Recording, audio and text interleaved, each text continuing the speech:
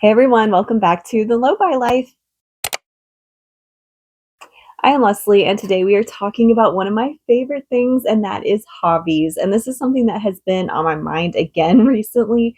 So, I did make a video about a year ago talking about hobbies as an aesthetic and how social media has really changed the landscape of hobbies and made it something filled with consumerism more than something to cure your boredom or be creative or that kind of thing. Definitely check out the video if you haven't already.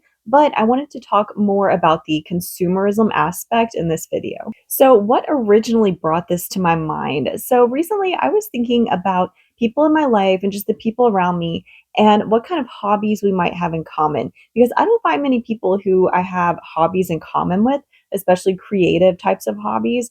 And I just don't see that many people around me doing hobbies. It could be that some of these hobbies are more like indoor solo hobbies, things like crochet or drawing or stuff like that, but I don't hear anyone talking about it.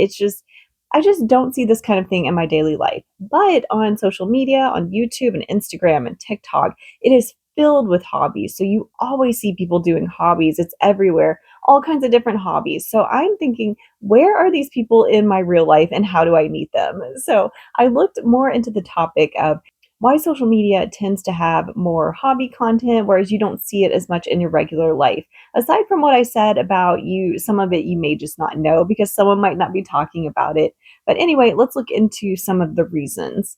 So, hobbies can just be hard to maintain. I mean, we are all so busy. We don't have time, we don't have the energy. You really have to prioritize hobbies in order to make that part of your life. So in many cases, it is easier just to buy the hobby rather than to do the hobby. And admittedly, it tends to be just as fun. I'm someone who tends to fall into the trap of buying hobby supplies as part of the hobby. Luckily, I do both. I do the hobby and buy the supplies. But I can see how people might fall into the trap of buying the supplies and never getting to the actual hobby. One thing that I have been struggling with a lot lately.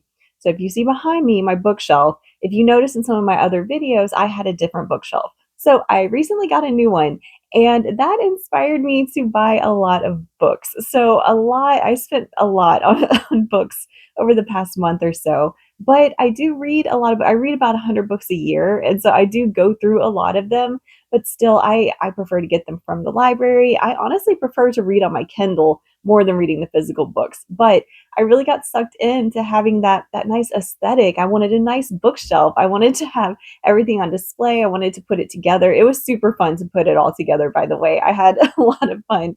So it was totally worth it, I think, in my opinion. But yeah, it's I can see how people can get carried away with it. And luckily for me, I bought everything used on eBay, so I got some really good deals. So I can only imagine if maybe you're someone who likes to read and you buy all of your books new. Oh my God, books are so expensive. But anyway, I just wanted to let you know that this is also a trap that I fall into. I am not immune to any of this. So that's part of the reason why I wanted to have this discussion also.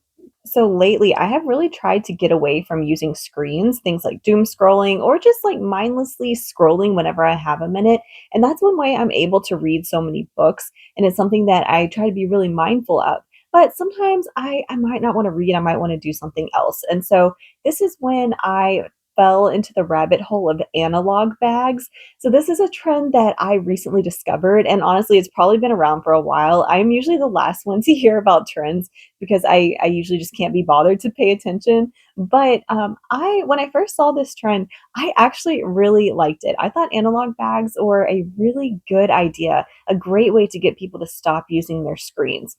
But as I was looking on TikTok at some of these analog bag videos, I kind of saw the downside to some of this content. A lot of analog bag content it's more shopping content than actual hobby content. So that is definitely a big downside to these analog bags. It's just another way to rebrand hobbies as consumerism. So if you're unfamiliar with analog bags, it is basically what I said, where it's some screen-free options to do in your free time when you're feeling that itch to just scroll on social media. It's a way to get a more positive dopamine hit or to cure your boredom without just reaching for your phone. So let's take a look at one of these TikToks to help explain it better. And by the way, no shade to any of these creators. These are just the videos I found to use as examples. And like I said, this is something I struggle with too, so I'm right here with you guys. But let's take a look. Let's go build an analog hobby bag together. This coaster kit could be kind of fun to do. I like that these canvases have the design on them because I am admittedly not much of an artist. I'm not sure which pack of colors to get. These ones are like metallic and then these are just more regular colors. I'm kind of thinking these ones might be better. Okay, I know Christmas is technically over, but this is in the sale section and I can just add it and do it whenever. I don't care. I'm not confined to one season. I will color this whenever. Okay, I lied, one more thing. We're gonna get this coloring book too, and then that's everything. So admittedly, this one actually wasn't too bad. I guess the only downside is that she's at the store buying all of it. But I do like that she is starting with something that she likes. She knows she likes coloring, so she's going for coloring. I also like that she is looking at seasonal items that are on sale. That is so perfect. That is absolutely something I would recommend to people. And also, she bought a couple of kits. So craft kits, they can be a really great option, especially if you want to try something new. So like the diamond painting kit she bought, paint by numbers, that kind of thing. The only thing that I would say is that some of these kits can take quite a while to complete. So I would probably just start with one. I mean, I think she only bought like two, so it's not that serious, but especially stuff like diamond painting and paint by numbers, if it's a pretty big picture, I think she got the coaster, so that's not too bad. That's a smaller project. But definitely be aware of that if you are looking at kits. I do think it would be better to just start with what you have at home, and we'll get more into that later. But I also wanted to show you one more. To be fair, I actually didn't find too many that were really bad on the buying consumerism aspect, because I mean that was probably the worst one I saw, and it's not even that bad. So maybe it might just be my own algorithm, which I'm sure it probably is, showing me some of the slightly better options. So let's take a look at one more, and you'll see the number of items in the bag, how it differs from the last one. The analog bag trend is without question my favorite trend of all time, so I've got to show you what's in mine. This was started by Steve Campbell, and it's literally a bag that you go to when you want to get off your devices. It just makes you feel more creative and purposeful and whimsical. You can't tell, mine is mostly crafts. These are all my Halloween washi tapes, and most of the stuff is just things that I use to junk journal and scrapbook. Like this is sticker binder. I try to link everything I can, but this just makes it so much easier to find everything I need. Before I had it all in like a big tub. Obviously here is my junk journal for October. I'll show you some of the little spreads in there. I'm telling you guys, working on this instead of like doom scrolling has changed my mental health. And then the same but different, this is my 2025 scrapbook. This is more like memory keeping, whereas the junk journal is just whatever. Like going to Washington, going to Pride, summer, Vegas. Oh, I bought jelly roll pens again for the first time since middle school. These make me so happy. And here I keep all the pictures that I'm using for crafting. I am telling you, it is cheaper to print all this out at Walgreens. So I'm actually going to talk over that one for a minute, because I am so sorry to pick on the scrapbook girlies, because I was one myself. I scrapbooked a lot back in like high school, beginning of college. So I am kind of picking on this one a little bit and picking on you guys, because scrapbook is one of those where it is almost impossible to have a small amount of scrapbook supplies. When you scrapbook, you kind of have to have like a lot of a big selection of things to choose from, because when you're putting together your scrapbook, I mean, you're looking at what matches and what goes together. And so unless you do the exact same style every time, which I think you do kind of develop that over time, but especially in the beginning, it's hard to know what you're going to like. And so you tend to just have a ton of supplies. And that's exactly how I was as well. So this one is a little unfair of me to pick on, but I also wanted to point out how she was talking about linking everything below. So that is one thing to watch out for. And I'm not going to lie, all the charms and then little boo-boo and all of that stuff, I have a feeling that there is a lot of consumerism going on in her content, which again, I'm sorry, I don't want to pick on anyone individually. It's just an example, but that is definitely one thing to watch out for when you're watching these TikToks. I will admit, though, that junk journaling is such a great option if you are someone who likes to scrapbook, but you don't want to have quite so much supplies on you. Junk journaling is such a great idea. So junk journaling, it tends to use a lot of recycled supplies, upcycled supplies, things that you have on hand. It's a very sustainable way to scrapbook, because you don't need a whole lot of extra stuff, and it really pushes for you to use what you have on hand and things that you can recycle. So there is one more video I wanted to show you. So this girl, I absolutely love this video. If I was going to do my own analog bag video to show you exactly how to put something like this together, this is what I would choose. And also, if you're just looking for general hobbies, there's a lot of good ideas here too. So let's take a look at this video and we'll talk a little bit about what I liked about it, which is pretty much everything. So let's watch. I've been seeing everybody making these analog bags, and I want to show you guys mine because I just made one for myself. Basically, they're supposed to help you stop doom scrolling, so it has a bunch of like little fun activities and crafts and stuff so that you don't just scroll on your phone. Starting off, I have the New York Times Sunday crossword. It's an entire book of crossword puzzles. I'm obsessed with doing the New York Times crossword puzzle every single day. I've actually had this for a long time, but I just kind of forgot that I had it, so I'm adding it to my bag. Next is this coloring book, which I've also had for a long time, and I've only ever really colored in it a couple of times. Of course, I have all my colored pencils. There's like 3 different rows of colors. Okay, then I have my junk journal, my little like scrapbooking journal. I love junk journaling. I already have a bunch of junk in here to add, but I just kind of collect random things like fruit stickers. I have a whole page of fruit stickers, and then this was like when I went to Hawaii, and I just made this random one with like some pictures of my friends, a gum wrapper, like random things. Now I'm doing a page of my little tea bags. I always collect junk, but I always like forget to actually junk journal, so I think just having it on me is a good way to make me remember to do that. Then I have this little bag of my kind of like supplies. So I have scissors for cutting up scraps for junk journaling. I have a couple of glue sticks, and then I just have a pen. So I have a lot of different journals for different things. This one is basically like my portable notes app. I write everything in my notes app, but I do love to have like a little scrap of paper to just write my thoughts, like grocery lists, recipes, things to buy. I write down like video ideas I have and stuff like that. Then I have a proper journal for actually journaling in. I have my Kindle that I got. In this front pocket, I have this little pouch basically just to collect things. Like if I see a cool shell and I want to put it somewhere, I have a little bag to collect this, or if I have some junk or something to scrapbook. I have my little disposable camera, which still has a lot of photos on it.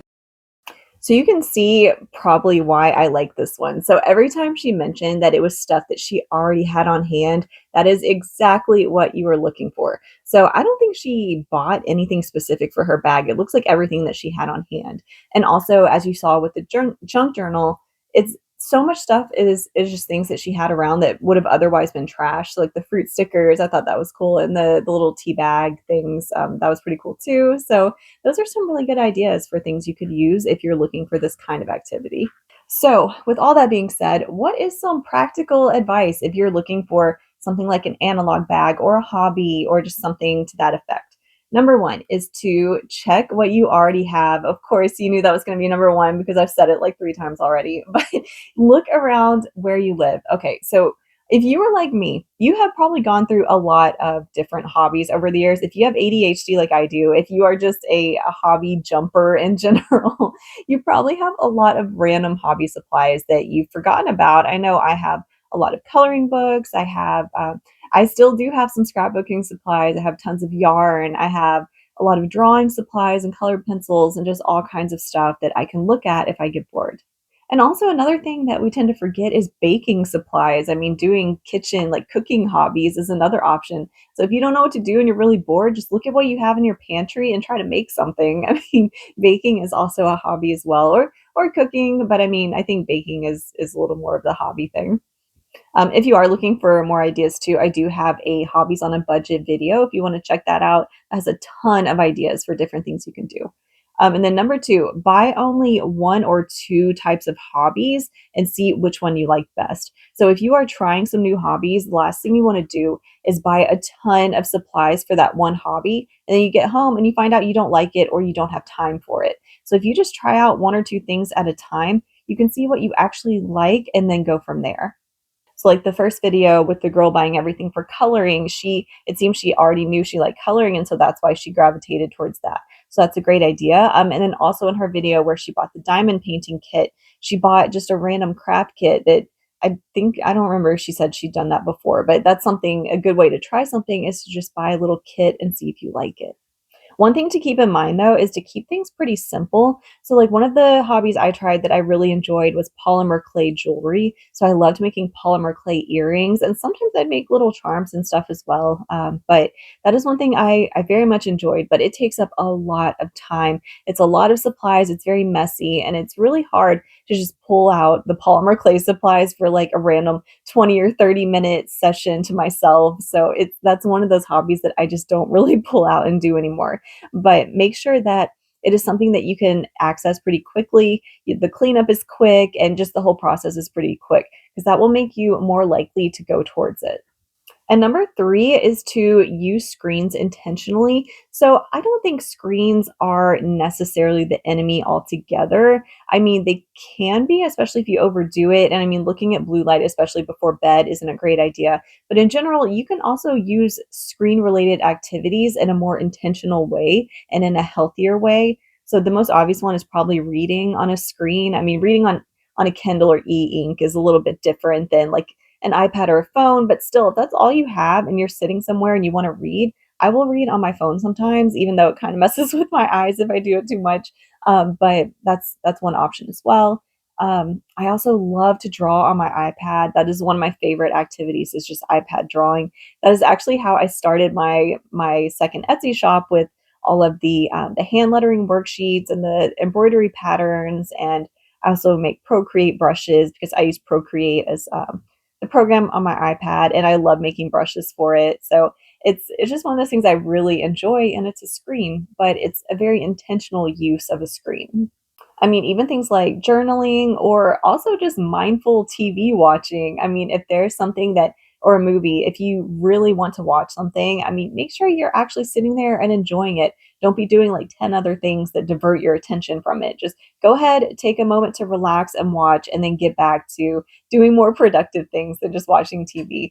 But this is one thing I actually do as well. So I watch very little TV, but I absolutely love Hell's Kitchen and also Kitchen Nightmares, but Hell's Kitchen in particular because it's still on consistently every year. That is one where I will always watch the new episode of Hell's Kitchen every week. I will sit there. I won't do anything else. I will just watch that episode because I just love that show so much. And it's over right now, so I don't know what I'm going to do with myself. But oh, another Naked and Afraid I also really like. So I'll sit there and maybe once a week, like usually on a Friday night after the week is done and my work is done, I will unwind and watch something and then get back to reading or whatever. So there is a way to incorporate things like even just TV watching into your life without it just rotting your brain. I think intentionality is really what matters here. And like I said, just be careful about blue light right before bed. You'll probably want to cut screens maybe an hour or so before bed. That's usually when I start reading, like an hour or 30 minutes before bed.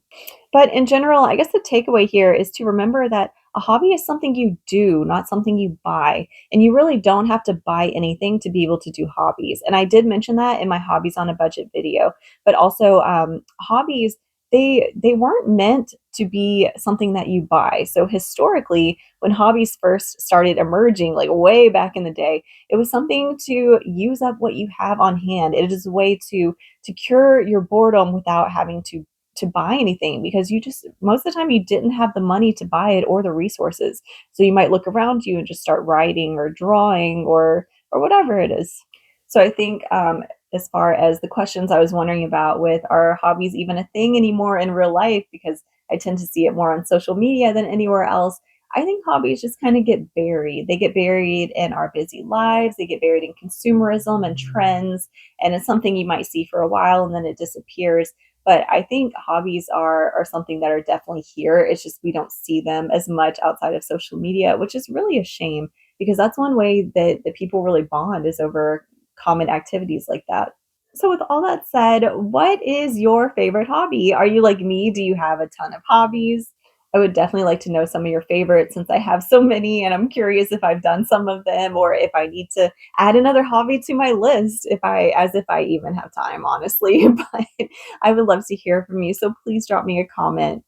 And also, do you struggle with buying supplies? That is one I would like to know as well, because I think that that's somewhat universal for people who have hobbies is to struggle with buying supplies. I even see it with my husband, and he is very good about not excessively buying things. But when it's things that he's interested in, like with his hobbies, he also will struggle with that a bit as well. So let me know down below. Also, don't forget to subscribe. I am so close to 1,000 subscribers, and honestly, I'm hoping that I'll get there by the time the video is out. But if I'm not, and even if I am, please remember to subscribe and like. It really helps out my channel so much. And I appreciate you so much for being here. So I will see you in the next video. Bye.